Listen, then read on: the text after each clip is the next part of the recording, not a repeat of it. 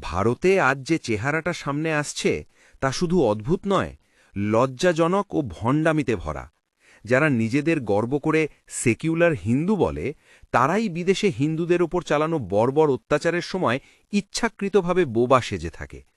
বাংলাদেশ, পাকিস্তান বা আফগানিস্তানে যখন হিন্দুদের ঘরবাড়ি জ্বালিয়ে দেওয়া হয়, মন্দির ভাঙা হয়, নারীদের লাঞ্ছিত করা হয়, তখন এই তথাকথিত সেকুলারদের মুখে এক ফোঁটা প্রতিবাদও শোনা যায় না। তখন তারা হয় চুপ থাকে, নয়তো ধূর্তভাবে প্রসঙ্গ ঘুরিয়ে দেয়। এখানে প্রশ্ন সেকুলারিজম খারাপ কিনা সেটা নয়। প্রশ্ন হল, কেন এই সেকুলারিজম শুধু সুবিধা মতো কাজে লাগে? ভারতে সংখ্যাগরিষ্ঠ বলে হিন্দুকে গালি দেওয়াই নাকি আধুনিকতা, প্রগতিশীলতা, আর সংখ্যালঘু দেশগুলোতে হিন্দুদের রক্ত ঝরলে, কান্না উঠলে সেটা নিয়ে কথা বললে নাকি কমিউনাল। কি ভয়ঙ্কর যুক্তি! তাহলে কি মানবাধিকার ধর্ম দেখে বদলে যায়?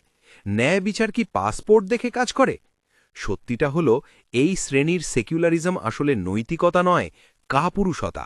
নিজের সমাজের ওপর অন্যায় হলে চোখ বন্ধ করে থাকা কোনো মানবতা নয়, এটা পরিষ্কার বিশ্বাসঘাতকতা।